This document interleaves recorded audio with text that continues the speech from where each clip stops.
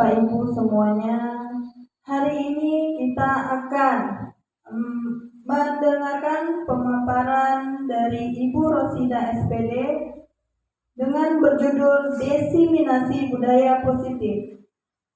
Pertama-tama, marilah kita sama-sama menyanyikan lagu Indonesia Raya. Kepada Bapak Ibu semuanya, dipersilakan untuk berdiri.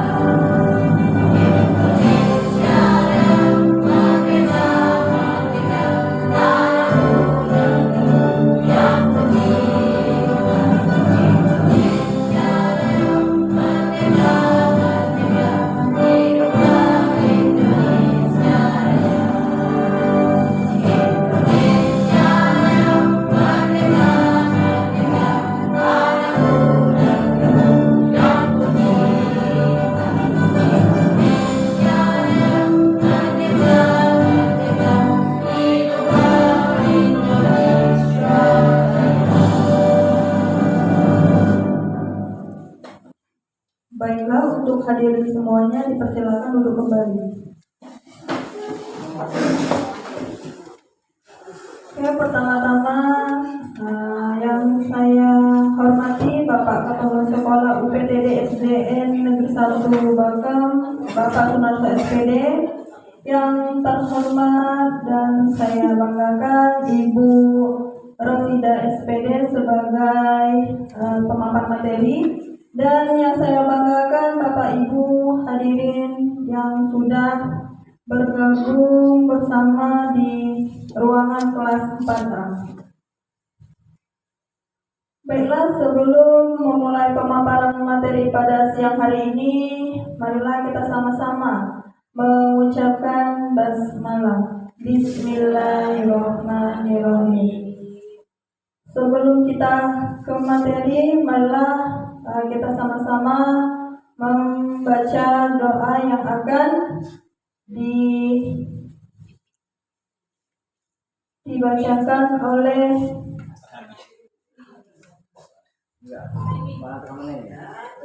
Ibu Tini.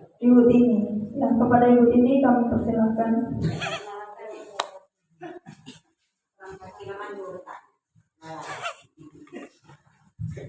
Assalamualaikum warahmatullahi wabarakatuh.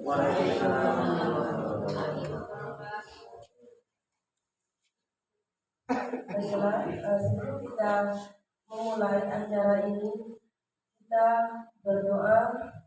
Auzubillahiminasyaitonirrajim. Bismillahirrahmanirrahim. Alhamdulillahirabbil alamin arrahmanirrahim. Maliki yaumiddin. Iyyaka na'budu wa iyyaka nasta'in.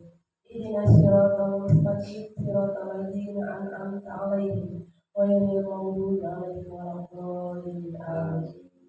Semoga acara diseminasi budaya positif yang akan dipaparkan oleh Ibu Rosida SPD sebagai presentasikan oleh guru penggerak angkatan 11 Kabupaten Bangka di UPTD SDN 1 Bangka dilancarkan dan dimudahkan.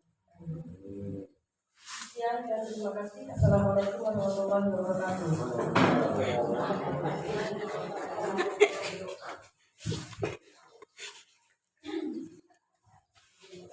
Baiklah, acara selanjutnya yaitu sambutan dari Bapak Kepala Sekolah UPTD SDN 1 Bangka kepada Bapak Sunarso, kami persilahkan.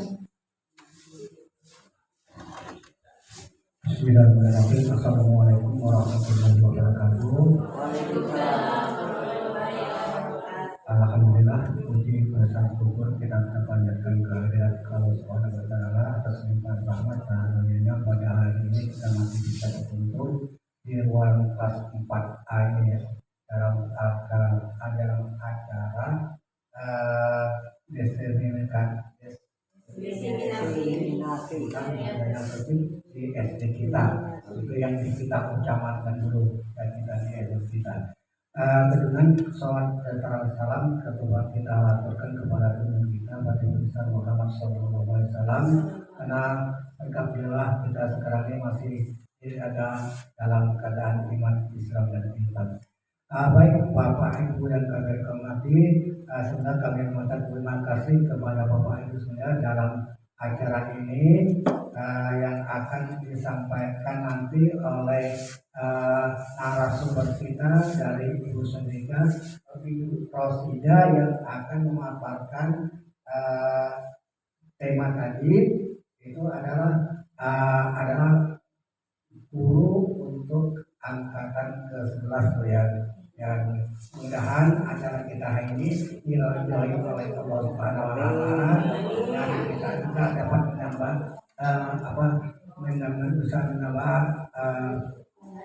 anak ilmu. Demikian yang bisa kami sampaikan. Tapi kurang kami mohon maaf, banyak pertanyaan ada maafnya dan kami akhiri. Assalamualaikum warahmatullahi wabarakatuh.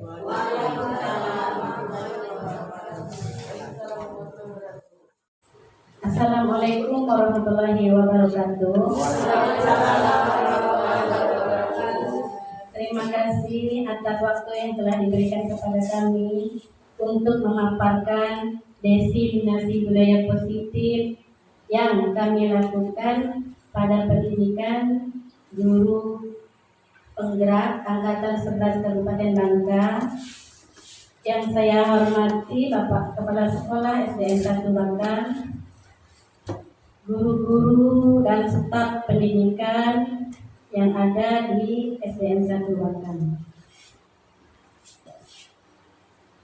Salawat dan salam tidak lupa saya berikan kepada Nabi besar Muhammad SAW, karena telah membawa kita dari alam kegelapan ke alam yang terang benderang seperti saat ini.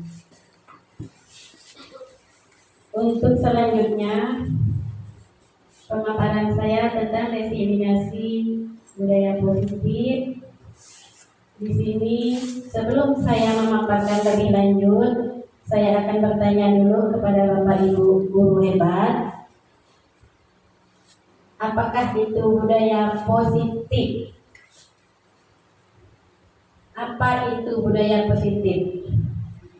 Saya harap ada seorang guru yang bisa menjelaskan sedikit tentang budaya positif. Pak Sarmadi? Tahu Bu Rogi penerangkan budaya positif. Oke. Kalau begitu, Ibu Tini, untuk sementara saya beri waktu tentang budaya positif. Budaya positif yang ada di sekolah kita, yang kita lakukan terhadap murid kita. Karena kita menghadap murid kita setiap hari, jadi budaya positif yang bagaimana yang kita terapkan di sekolah kita. Baiklah, kalau budaya positif itu seperti kita menanamkan nilai-nilai kebaikan, misalnya kita mengajarkan atau meyakini bahwa universal yang diterapkan di sekolah, misalnya kita menerapkan peraturan yang ada seperti memakaikan atribut di sekolah atau melaksanakan piket dan tugas-tugas yang lainnya. Itu saja pemahaman saya sejauh ini tentang budaya tentang budaya positif. Terima kasih. Ya, terima kasih Ibu Ini sudah menjelaskan apa itu budaya positif yang ada di sekolah kita. Karena di sini budaya positif merupakan perwujudan dari nilai-nilai atau keyakinan universal yang diterapkan di sekolah. Karena kita adanya di SDN 1 Bakan, jadi kita menerapkan budaya positif untuk sekolah kita. Budaya positif dapat mendorong murid untuk mampu berpikir, bertindak, dan menciptakan sebagai proses memerdekakan dirinya sebagai murid yang mandiri dan bertanggung jawab. Di sini maksudnya menciptakan proses memerdekakan diri itu, murid itu harus nyaman pada waktu sekolah ataupun di luar sekolah waktu istirahat. Karena sebagai murid yang mandiri dan bertanggung jawab itu, murid itu bisa bertanya kepada gurunya, Bu, waktu istirahatnya, kami mau menyapu ya Bu ya, karena pasti istirahat kelas kita juga sudah kotor. Itu adalah juga tanggung jawab murid kita di kelas. Karena kita masing-masing kelas dari kelas 1 sampai kelas 6 punya wali kelas tersendiri. Jadi kita sebagai seorang guru, kita hanya bagaimana kelas kita itu muridnya bisa bertanggung jawab. Kalau yang kelas lain ada wali kelasnya tersendiri. Jadi untuk murid yang mandiri itu tanpa kita suruh pun murid kita itu sudah bergerak. Karena di sini kami sebagai calon guru penggerak harus bergerak, tergerak, dan menggerakkan. Mungkin untuk kedepannya lebih banyak lagi guru-guru yang akan mengikuti jejak-jejak kami yang sekarang ini dalam proses guru penggerak.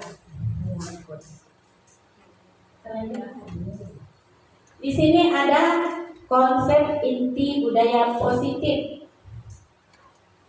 Konsepnya di sini ada 7. Yang pertama, perubahan paradigma belajar, kebutuhan dasar manusia, posisi kontrol guru, disiplin positif, motivasi perilaku manusia, keyakinan kelas, dan segitiga restitusi.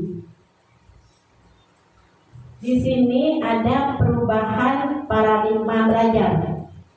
Karena selama ini kita juga jarang mendengar apa itu paradigma belajar dan apa itu restitusi, segitiga restitusi, dan yang lain-lain. Ada 7 poin yang di atas tadi. Yang satu adalah perubahan paradigma. Pembelajaran paradigma baru adalah pembelajaran yang dirancang berdasarkan prinsip pembelajaran berdiferensiasi, sehingga murid belajar sesuai dengan kebutuhannya berdasarkan tahap perkembangannya untuk mewujudkan profil pelajar Pancasila. Maksudnya di sini murid belajar sesuai dengan kebutuhannya. Kita tahu bahwa anak kelas 1 kebutuhannya bagaimana? Tidak sama dengan anak yang kelas tinggi. Kelas 3 juga termasuk kelas bawah, tapi tidak sama dengan kita menerapkan pada kelas 1.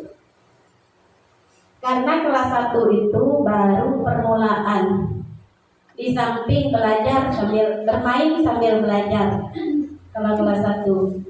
Dan kelas 3 sudah mulai kita mencoba bagaimana kita tahu bahwa kebutuhan siswa itu bagaimana, dan kita juga pembelajarannya harus berpihak kepada murid sesuai dengan bakat dan minat murid. Bukan kita memaksa ya Pak ya, Bapak Ibu. itu adalah pembelajaran berpihak kepada murid. Karena selama ini kita hanya menuntut kepada murid, baik murid kelas 1, 2, dan sampai kelas 6. Pokoknya murid harus tercapai, harus selesai. Itu namanya guru menuntut. Yang sekarang ini kita berpihak kepada murid. Seperti apa yang dikatakan oleh ibu pengawas tadi, sesuai dengan bakat minat anak. Anak itu bagus di dalam bahasanya, tetapi di dalam menggambar misalnya seperti seni rupa, anak itu nggak bisa. Ada juga yang bisa di dalam seni rupa bagus lukisannya, tetapi dalam pembelajaran umum terutama matematika banyak yang di bawah rata-rata. Alasannya kenapa? Bu, lesu berhitung, boleh tahu ngitung alasannya. Jadi berdasarkan tahap perkembangannya untuk mewujudkan profil pelajar Pancasila. Selanjutnya kita lihat di sini dimensi profil pelajar Pancasila. Ada beriman, bertakwa kepada Tuhan Yang Maha Esa dan berakhlak mulia, mandiri, berbinikaan global, bergotong royong, bernalar kritis dan kreatif. Di sini adalah dimensi profil pelajar Pancasila.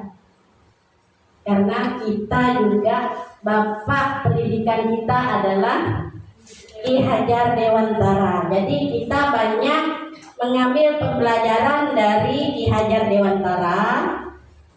Di situ adalah menuntun segala kodrat yang ada pada anak-anak agar mereka dapat mencapai keselamatan dan kebahagiaan yang setinggi-tingginya, baik manusia maupun sebagai anggota masyarakat.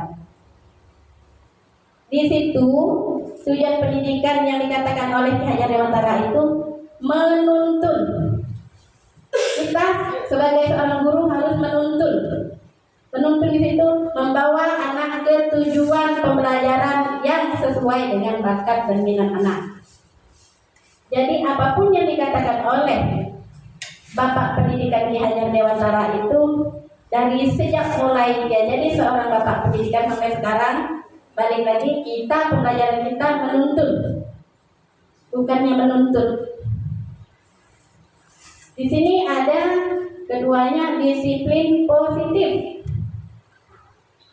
Disiplin positif di sini kita lihat di layar yang ini yang bisa kami paparkan. Apa Bapak Ibu yang lain misalnya ada penalaran yang lain tentang disiplin positif? Beda ya dengan budaya positif dan disiplin positif. Kalau bisa Ibu Tuti sedikit masukannya. Terima kasih Ibu. Nah, disiplin positif ini kalau dari pemaparan Ibu ya, dari slide-nya, saya setuju sekali Bu ya. Memang disiplin positif adalah kebiasaan-kebiasaan hal yang baik ya, yang mencakup sikap, perilaku maupun tutur kata. Makanya di sekolah ini kita diajarkan untuk saling menghargai Ibu ya, kemudian cara berperilaku terhadap orang lain gitu ya, saling menghormati, walaupun ada yang berbeda agama, kita saling menghargai gitu ya, tidak saling mencela. Kemudian dalam bertutur kata, seringkali anak-anak ini mendapatkan kata-kata, kosakata dari luar Bapak Ibu ya. Nah, disinilah di sekolah inilah kita meluruskan kembali nih ya apa yang didapat oleh siswa di luar sana. Kemudian kita ajarkan bahwa oh ini baik, ini yang buruknya seperti apa ya gitu ya. Jadi sehingga anak tahu, bisa membedakan antara yang baik dan yang buruk, yang tidak boleh dia lakukan gitu.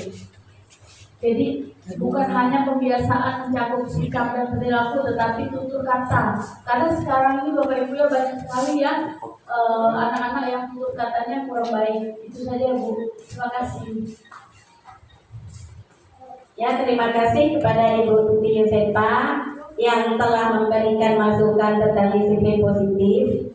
Karena di sini kami juga memaparkan yaitu disiplin positif.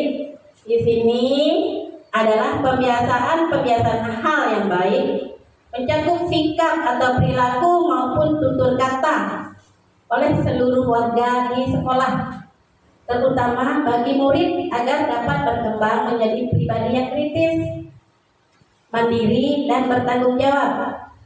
Sebagai pendidik, tujuan kita adalah menciptakan murid yang memiliki disiplin diri, sehingga berperilaku mengacu kepada nilai-nilai kebajikan universal dan memiliki motivasi dalam diri menuju perubahan perilaku ke arah yang lebih baik. Karena kita tahu kesehariannya murid kita, Bluetooth disconnected. kata-katanya banyak yang belum bertutur kata dengan baik. Karena mungkin itu pengaruh dari rumah mungkin ya. Karena kita di sekolah sangat menuntutkan untuk bertutur kata yang baik, terutama para guru, kepala sekolah kita juga itu bertutur kata yang baik. Murid kita sesama murid, sesama teman, dan kepada guru itu semuanya harus bertutur kata yang sopan. Terutama kita misalnya menyuruh, nah tolong ibu, seperti itu. Karena sebelumnya memang kita juga belum pernah melaksanakan yang seperti itu, walaupun sudah pernah, belum menjadi kebiasaan kita. Kita tahu juga bahwa murid kita itu banyak yang kalau kita suruh banyak yang berlari, tidak mau disuruh, tidak bertanggung jawab. Kita suruh mengambil sampah yang ada di depan, dia juga nggak mau disuruh, berlari malah. Sering kali kita lihat hampir setiap hari. Terus kita lanjutkan lagi kebutuhan dasar manusia. Kebutuhan dasar manusia merupakan suatu hal yang kita lakukan untuk mendapatkan apa yang kita inginkan. Seluruh tindakan yang kita lakukan memiliki tujuan. Semua usaha terbaik yang kita lakukan agar kebutuhan dasar kita terpenuhi dengan baik. Apapun yang kita lakukan di kelas maupun di luar kelas, kita itu adalah ada tujuan. Apalagi untuk anak, tujuan kita untuk apa? Agar anak itu bisa bertanggung jawab. Kita tuntun anak-anak kita semua. Tolong bagi para guru yang lain, mungkin kita bisa ngambil gambarannya dari apa-apa yang telah dipaparkan. Jadi untuk selanjutnya nanti guru-guru yang lain juga bisa bagaimana dan apa itu CGP.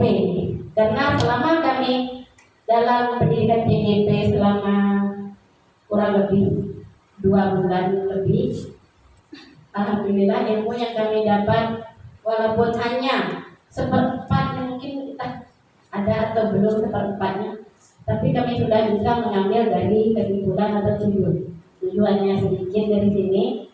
Di sini kita lanjutkan lagi tentang kebutuhan dasar manusia tadi. Itu pertama dan utama sekali bertahan hidup. Bertahan hidup itu semua orang akan bertahan hidup.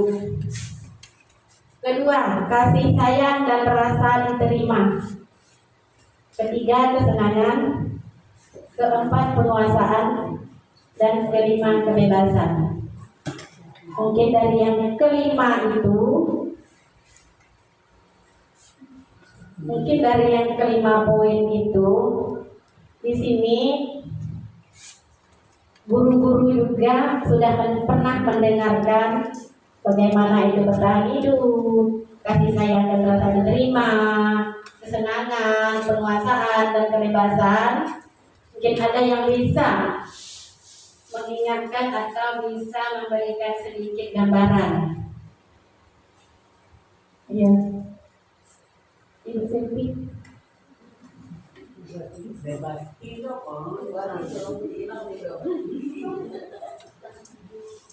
Kami matantang terus. Baiklah, kalau menurut saya bertahan hidup itu contohnya seperti makan itu bertahan hidup, bernafas juga bertahan hidup. Untuk kesenangan banyak. Kalau kesenangan itu masing-masing memiliki kesenangan ya, Bapak Ibu. Kebebasan kita manusia ini butuh kebebasan, bebas berpendapat, bebas melakukan apa saja yang ingin kita lakukan. Terus penguasaan. Nah, penguasaan ini biasa terjadi biasa adanya di seperti di sekolah juga ada penguasaan untuk materi, penguasaan dalam mengelola kelas, kasih sayang dan rasa diterima.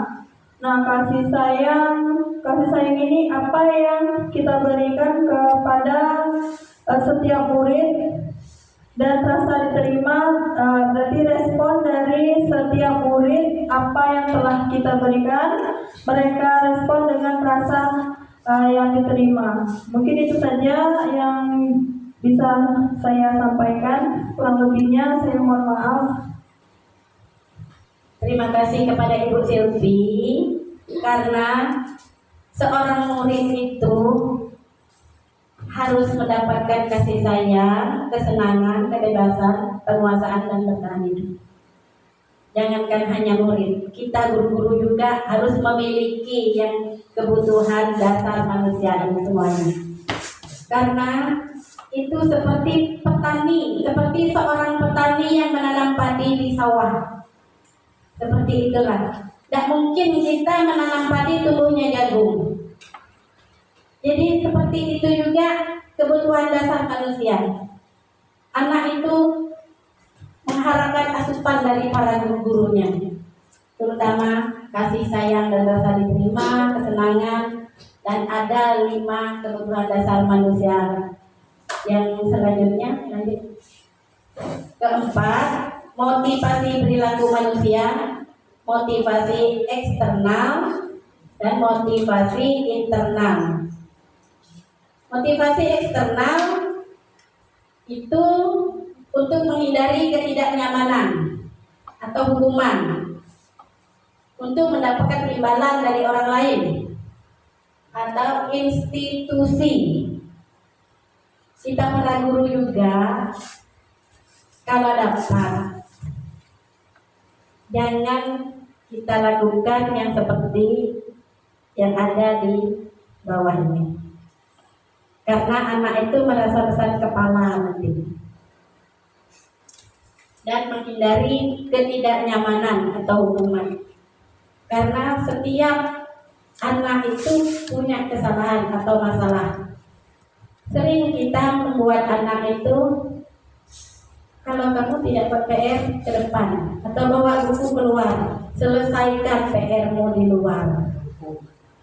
Itu berarti kita harus hindari ketidaknyamanan yang seperti itu. Untuk motivasi internal, itu harus kita tujuannya disiplin positif, untuk menghargai diri sendiri. Jangan sampai anak itu merasa bersalah. Jadi kita panggil anak itu dan kita nasihati, kita tuntun, bukannya kita hukum. Jadi anak-anak itu merasa dihargai, mendapatkan kasih sayang yang ada dari sekolah. Sini ada 5 posisi kontrol. 5 posisi kontrol. 1, penghukum. 2, pembuat orang merasa bersalah. 3, pemantau. 4, teman. Dan terakhir, manajer. Dari kelima posisi kontrol sering kita lakukan, dari penghukum, pembuat merasa bersalah, pemantau, teman, dan manajer. Dari kelima kontrol ini kita ada penjelasan tersendiri. Di sini ada penghukum. Kasus 1, nada suara tinggi kalau penghukum. Bahasa tubuh, mata melotot, dan jari menunjukkan hati. Itu sering kita lakukan kepada anak-anak kita. Itu adalah penghukum. Terlambat lagi, pasti terlambat lagi. Selalu datang terlambat. Kapan bisa datang tepat waktu? Tanyakan kepada diri kita sendiri misalnya. Bagaimana perasaan murid bila guru berbicara seperti itu saat muridnya datang terlambat? Itu yang sering kita lakukan. Kenapa terlambat? Sering terlambat. Apa itu? Terlambat bangun tidur? Apa terlambat apa? Kita juga tidak tahu. Kita tanya alasannya. Hasilnya di sini, kemungkinan murid marah dan memendam atau bersifat agresif. Bisa jadi sesudah kembali duduk, murid tersebut akan mencoret-coret bukunya atau meja. Lebih buruk lagi, sepulang sekolah, murid melihat motor atau mobil bapak gurunya dan menggores kendaraan tersebut dengan paku. Sering terjadi. Jangankan guru yang lainnya, karena saya pribadi pentil ban motor saya diambil, dibuang atau kemananya. Dan itunya motornya digores dengan silet atau dengan pisau. Sudah beberapa kali setiap pulang sekolah datang ke rumah, kok motor saya cacat. Tapi ditanya tidak ada satupun yang mengaku. Itu kerjaannya kelas tinggi. Kemarin saya sudah tanyakan, kelas tinggi bu yang gawe motor itu katanya. Jadi sebagai penghukum itu memang kita merasa kesal ya, kesal sebagai penghukum itu. Itulah, tapi kalau kita marah terhadap murid kita atau pada anak murid kita, dia juga sepertinya dendam.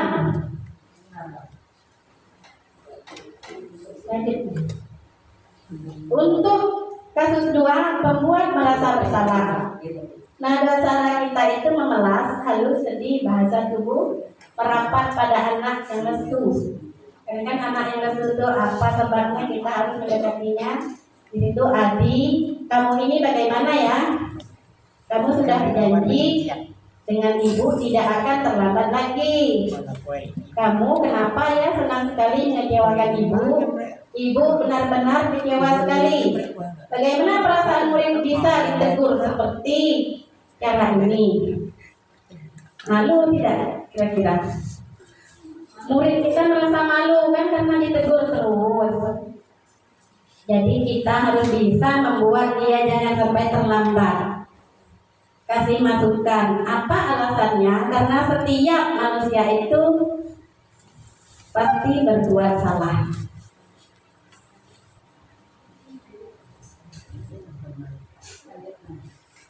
Pembuat merasa bersalah itu hasilnya murid akan merasa bersalah karena kita terus menegur dan menegur. Jadi dia merasa bersalah telah mengecewakan ibu atau bapak gurunya. Murid akan merasa menjadi orang yang gagal dan tidak sanggup membahagiakan orang lain.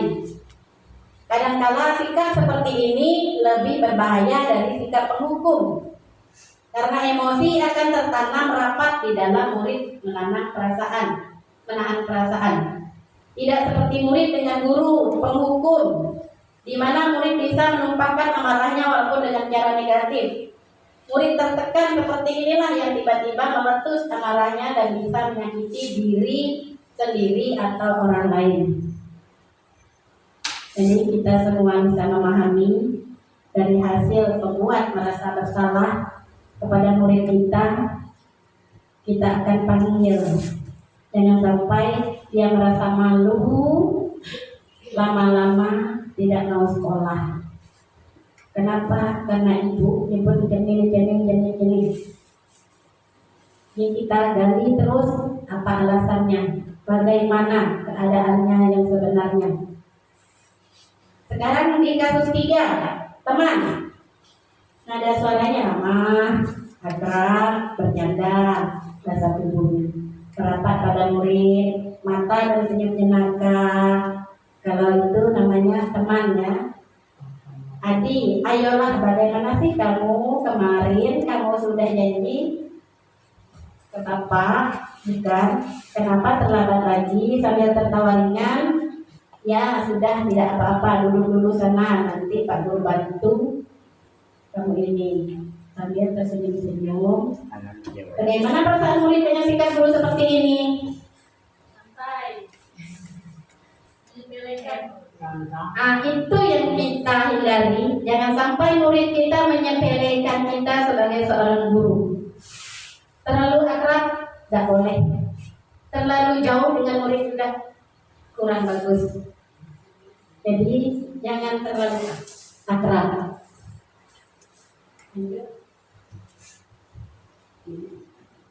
Hasilnya, murid akan merasa senang dan akrab dengan guru ini. Ini termasuk dampak yang positif. Hanya saja di sisi negatif, murid menjadi tergantung kepada guru tersebut. Bila ada masalah, dia merasa bisa mengandalkan guru tersebut untuk membantunya. Akibat lain dari posisi teman, Adi hanya akan berbuat sesuatu bila yang menyuruh adalah guru tersebut, dan belum tentu berlaku yang sama dengan guru atau orang lain. Di rumah juga murid kita sering menyebutkan, kata guruku di sekolah mencerni katanya. Karena apa yang disuruh guru itu semuanya diikuti. Itu makanya kita harus berhati-hati dalam tutur kata kita kepada murid. Karena sedikit pun kita meleset atau salah bicara sampai di rumah, kalau orang tuanya tidak mengambil, tidak berpikir panjang. Dari kasus 4 kita bisa pemantau. Ada suara kita datang, bahasa tubuh yang formal. Adi, tahukah kamu jam berapa kita memulai? Tahu Pak, kamu terlambat 15 menit. Apakah kamu sudah mengerti konsekuensi yang harus dilakukan bila terlambat? Paham Pak? Saya harus tinggal kelas pada jam istirahat nanti dan mengerjakan tugas ketinggalan saya. Ya benar, nanti pada saat istirahat kamu harus tinggal di kelas untuk menyelesaikan tugas yang tertinggal tadi. Saya tunggu. Bagaimana perasaan murid dengan sikap guru seperti ini? Pemantau guru menyuruh muridnya keluar untuk mengerjakan PR karena tidak membuat PR. Apakah senang murid kita kalau disuruh keluar buat PR? Ingin Bu. Kita juga merasa sendiri pada kita ya. Ada kasusnya, ada yang cerita kemarin, sedang kuliah, ternyata sudah bapak ibu guru juga. Karena orang kuliah itu kan kita formal kan. Sudah itu seorang bapak-bapak masuk ke ruang kelas tanpa bersepatu, memakai sandal. Itu ada seorang dosen yang di depan.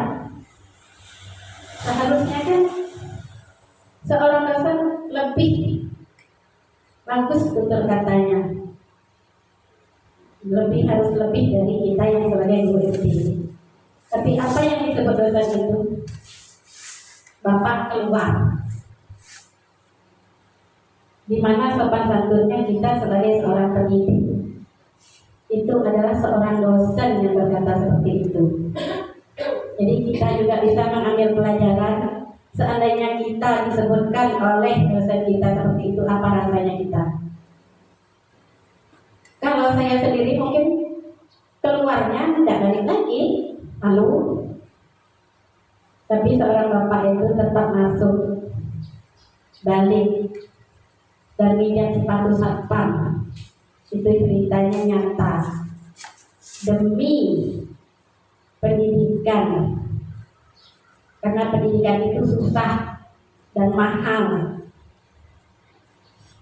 Dari hasil pemantauan, murid memahami konsekuensi yang harus dijalankan karena telah melanggar salah satu peraturan sekolah.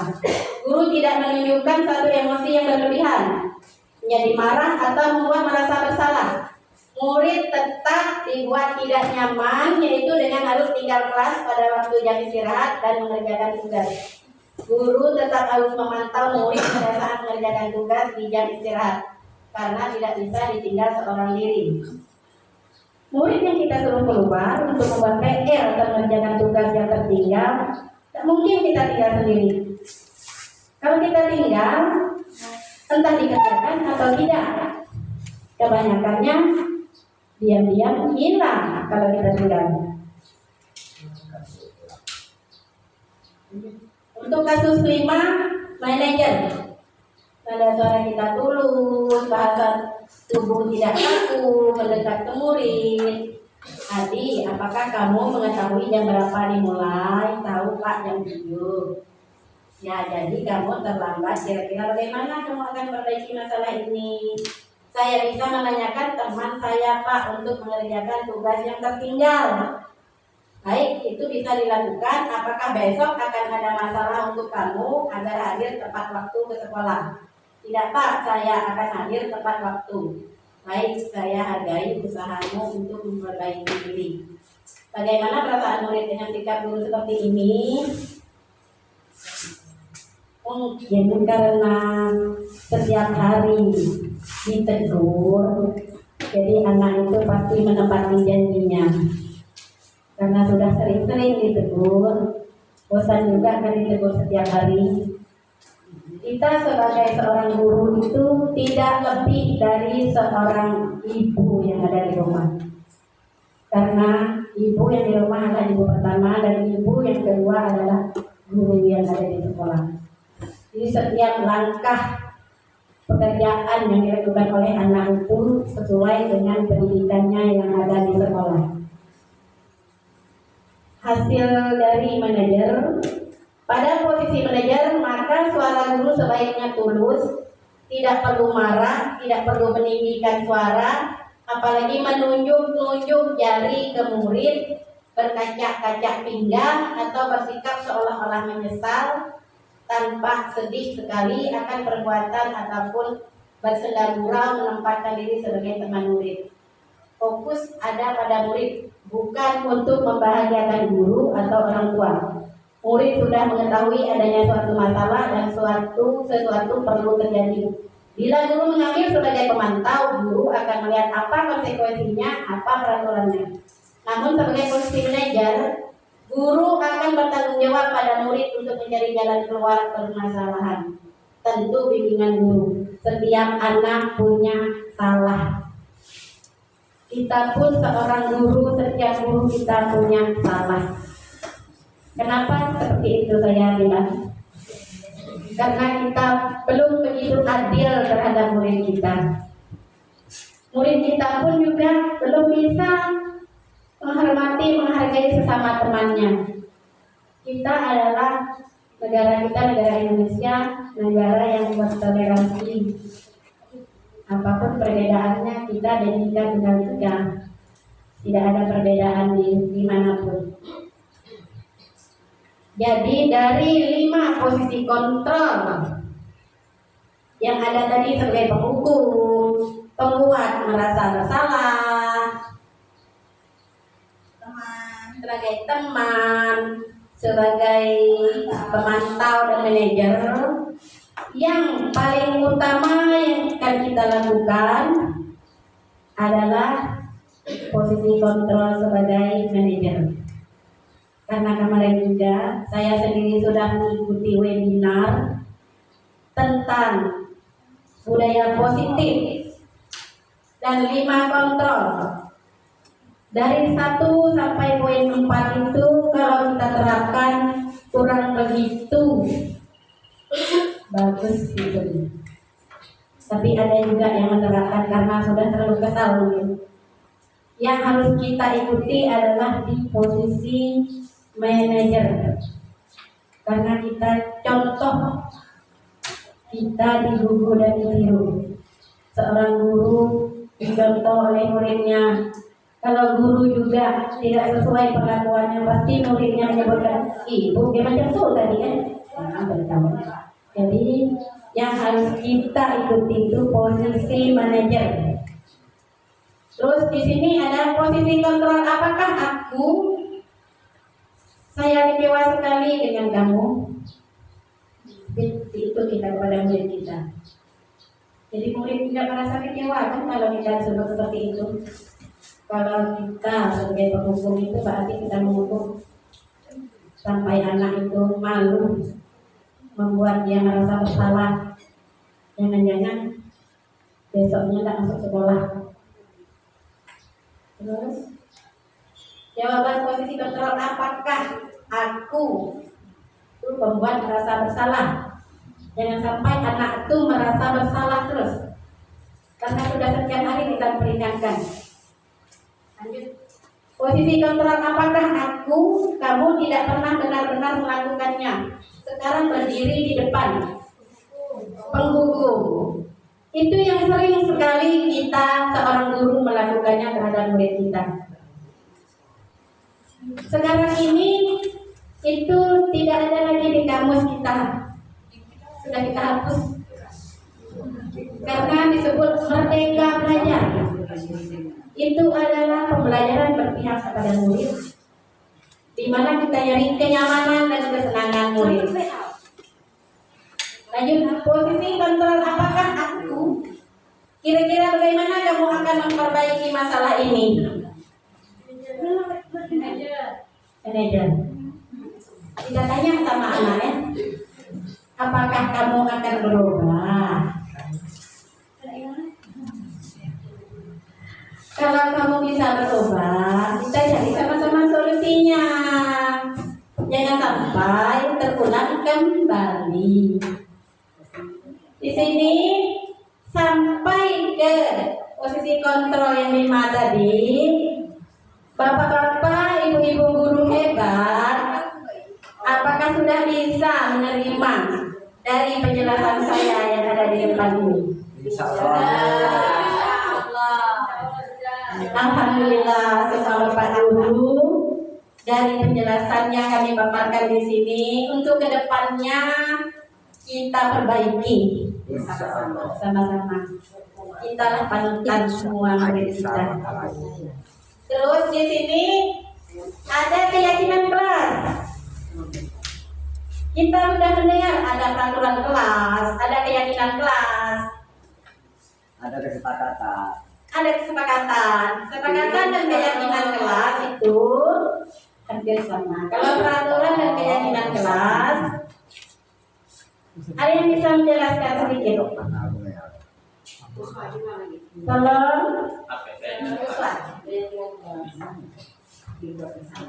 Oke, terima kasih atas kesempatannya Ibu. Keyakinan kelas itu kesepakatan kelas yang kita buat bersama dengan peserta didik kita. Kalau peraturan kelas itu kita buat sendiri tanpa mengajak peserta didik untuk membuat peraturan di kelas, seperti itu. Iya, terima kasih ya Ibu Uswa.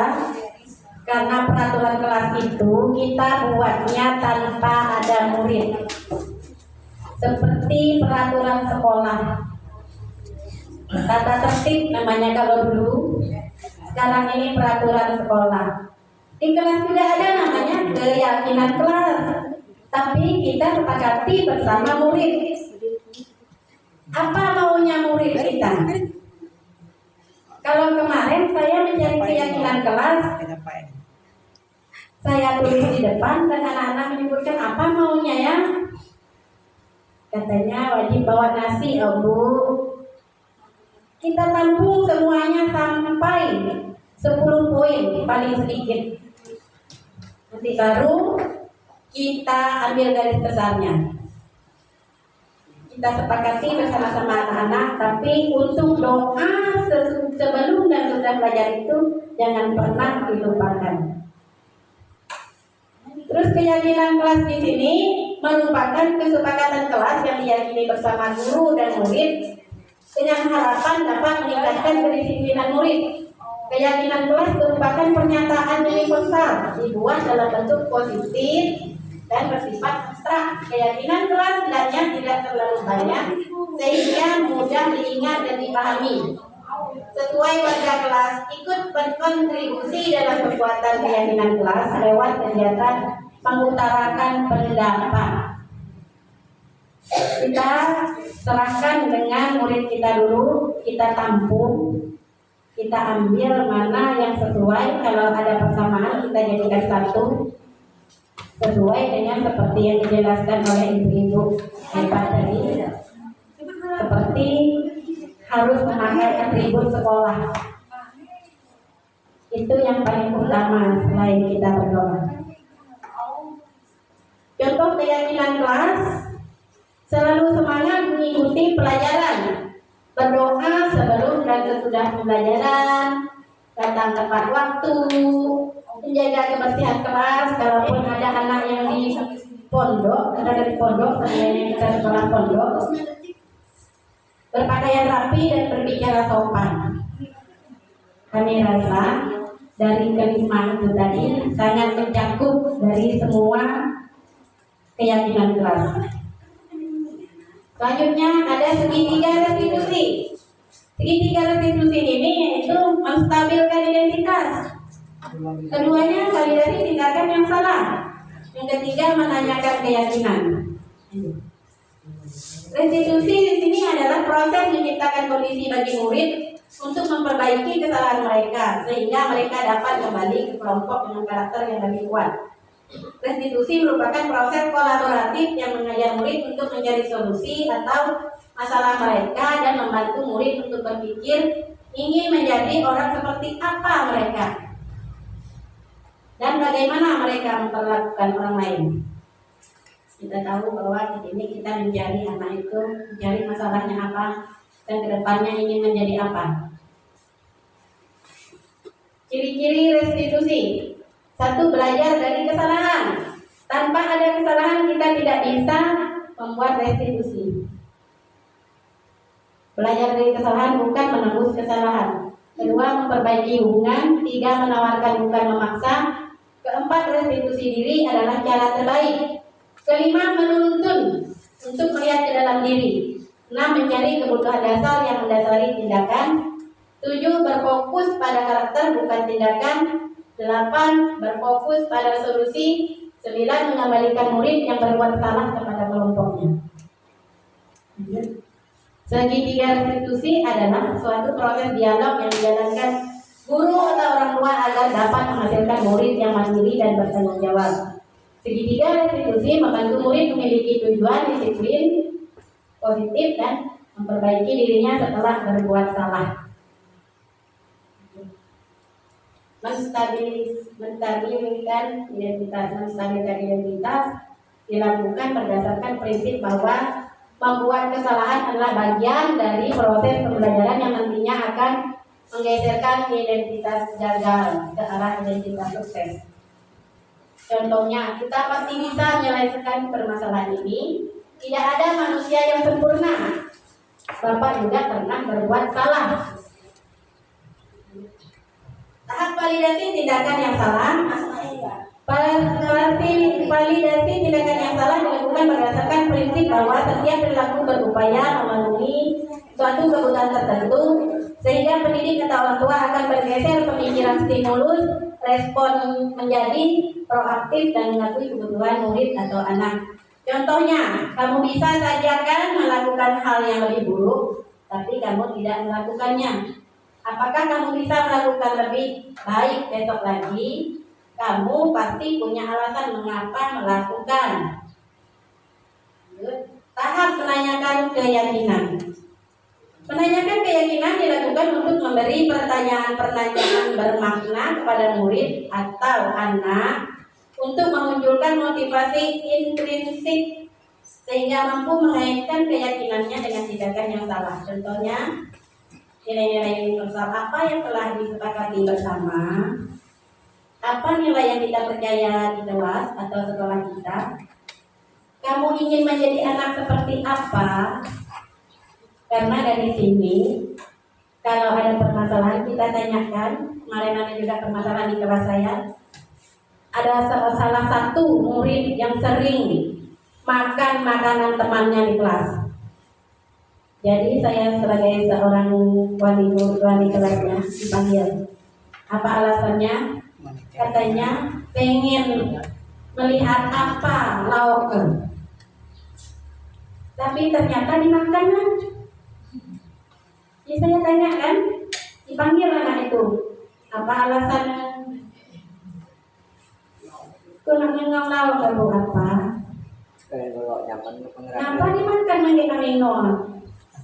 Karena nyubi ya katanya. Oh, nyaman dia.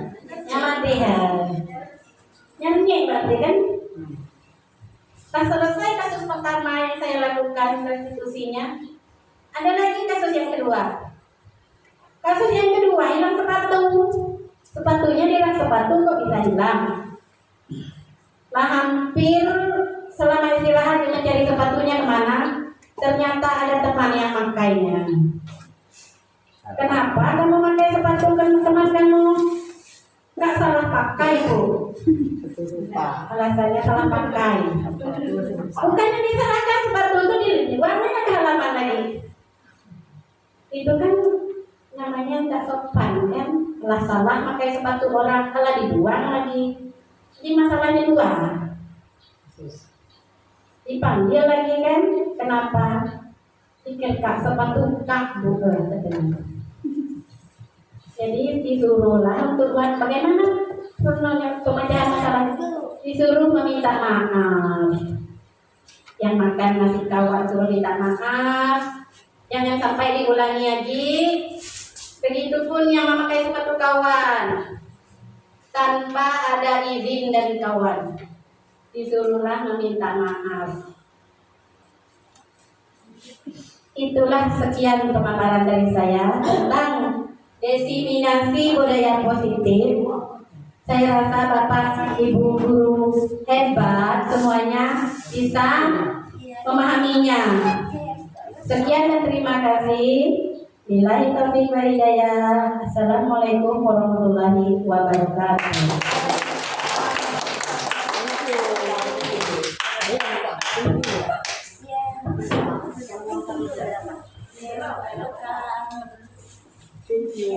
Baiklah, terima kasih kepada narasumber Ibu Rosida SPD. Tidak berlangsung lama ya. Ternyata sudah di penghujung acara. Baiklah, kita akhiri acara pada siang hari ini dengan melafazkan hamdalah. Bapak Ibu semuanya, mohon maaf apabila ada kesalahan kata, mohon dimaafkan kepada Allah, saya mohon ampun. Saya akhiri wabillahi taufiq wal hidayah. Wassalamualaikum warahmatullahi wabarakatuh.